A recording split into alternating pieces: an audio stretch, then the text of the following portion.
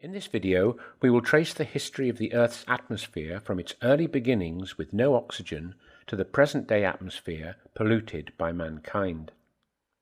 By examining rocks laid down over Earth history, we can piece together a story of how our atmosphere has changed.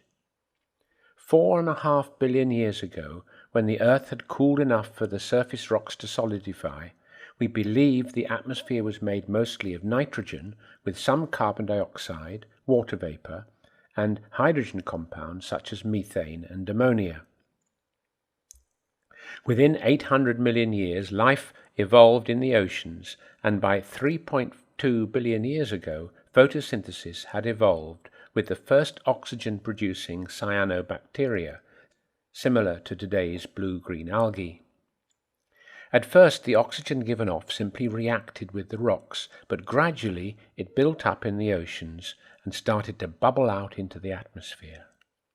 To start with, it was a toxic gas harmful to life, but soon life evolved to make use of the oxygen through aerobic respiration. By 2 billion years ago, about halfway through the Earth's history, there was oxygen in the atmosphere.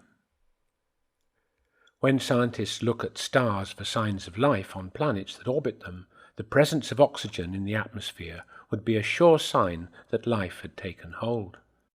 With the oxygen in place, ozone could form in the upper atmosphere, so preventing dangerous ultraviolet light from the sun reaching the land. Before then, life could only exist under the water where the UV could not reach. However, life did not invade the land immediately the ozone was in place. It was a big evolutionary step for plants, which needed water to give them support. About 400 million years ago, 100 million years after the so-called Cambrian explosion, life finally learnt to live on land. The atmosphere remained much the same until the last century, mostly nitrogen, with 21% oxygen and just a tiny amount of carbon dioxide, but enough to give plants their carbon during photosynthesis. However, 100 years ago or so, another living organism started to change the atmosphere. This organism found seams of coal and pockets of oil and natural gas underground and began extracting them and reacting them with oxygen in the atmosphere, increasing the carbon dioxide concentration. Mankind, for that was the name of the organism, also began to throw away other unwanted material into the atmosphere, and you can learn all about these in our related videos. For carbon dioxide, see global warming, how it happens, and global warming, the effects on the environment.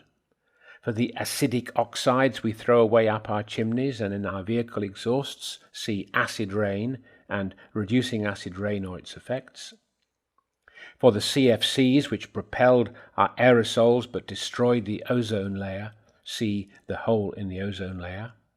And for the soot and other particles we throw away into the atmosphere, see the effect on health of air pollutants and reducing particulates, soot.